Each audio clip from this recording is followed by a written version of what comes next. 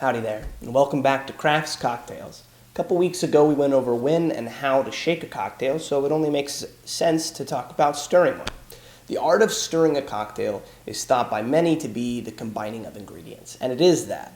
But it's also about watering it down and chilling the drink, same as shaking. Of course, as I talked about in my shaking video, shaking additionally provides aeration, which is key when using dairy, fruit juice, or eggs. However, when working without fruit juice, dairy, or eggs, your drinks are generally going to be made up of all booze.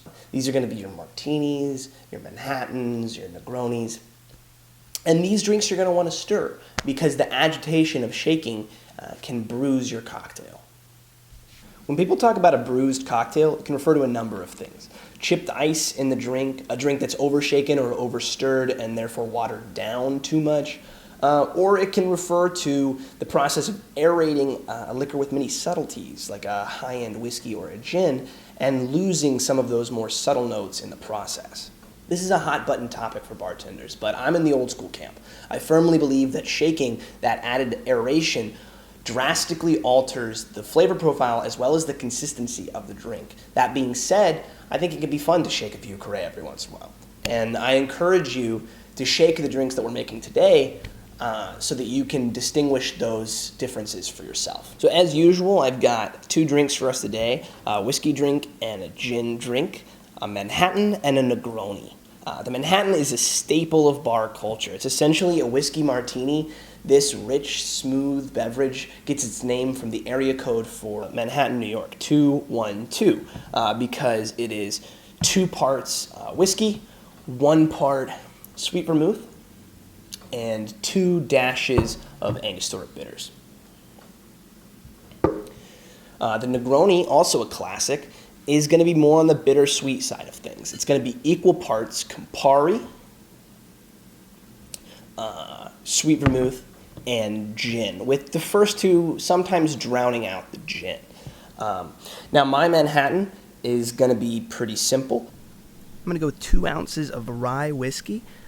This is Midwinter Night's Dram, which is a nice spicy bold rye by High West. It is on the pricier side, but it's what I've got. So Templeton Rye would be much more on the mid-shelf side of things, or Woodford Reserve or Buffalo Trace for a bourbon. Now 2 dashes of Angostura bitters, and you can mix it up with the bitters. Go with something exciting if you've got it. Then just an ounce of our sweet vermouth, and you'll notice that I keep it simple, 212. On the Negroni, however, I am going to mix things up. It's a traditionally 111. I'm going to make it a benchmark and do 3/4 of an ounce of that sweet vermouth, 3/4 of an ounce now of the Campari, and 1.5 ounces of gin. And I'm going to use the same side of the jigger since I used the other side for my rye. But I find that this way the Negroni avoids getting syrupy, and the botanicals of the gin still play through. There we go. We got a little spillage, but that's fine. Gin will clean your hands. That's a little bar trick for you. Now these are going to be ready to stir. So we'll go ahead and fill our cups up with ice.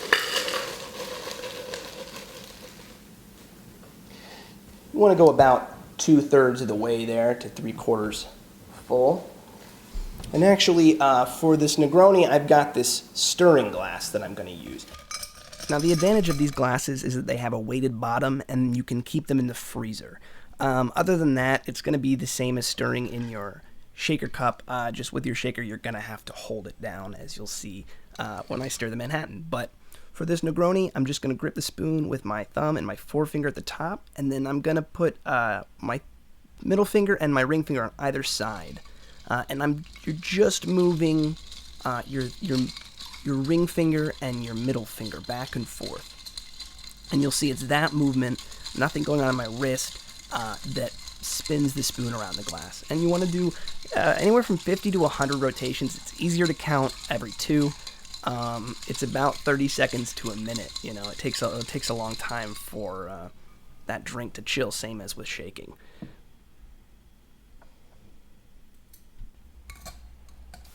Now we're going to go ahead and pour that Negroni onto fresh ice.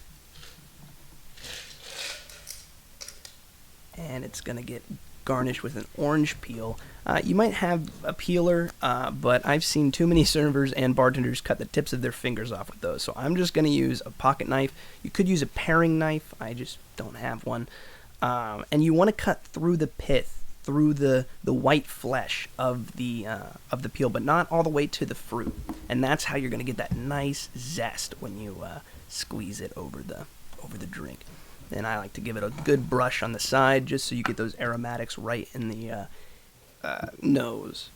And then a Luxardo cherry on top. Now we're going to go ahead and do that Manhattan. And you'll see it's in the shaker tin this time. So you are going to have to keep your hand on top, holding it precariously there so that you're not blocking the spoon. And you'll see better from this side that I'm pinching the top of that spoon, and then it's just my fingers coming back and forth. And you want to keep that movement in your wrist as small as possible. It really is about just the hand. And that's how you're going to get that speed going, so that you can get 50 to 100 rotations and not need 2 minutes. It takes practice, and I definitely would recommend you start out slow, but you'll see that eventually you get that condensation freezing on the outside of the glass just with shaking. Now this Manhattan is going to go up in a martini glass or a coupe. As you see, I've got these stemless martini glasses that I've had chilling with ice. There we go. Now this is going to get the same garnish as the Negroni, the other orange zest we peeled off, and a Luxardo cherry. And regular maraschinos are fine, but if you've ever had a Luxardo cherry, you know why I'm using Luxardos. All right, man, let's get drinking. Which one are you feeling? You know, I'm a fan of Campari, but I don't really like gin. I got you. There we go. Now that's a Boulevardier, which is a Negroni but made with bourbon instead of gin. Cheers, brother. Cheers. Thanks for watching Craft's Cocktails. I'm Craft. Sláinte.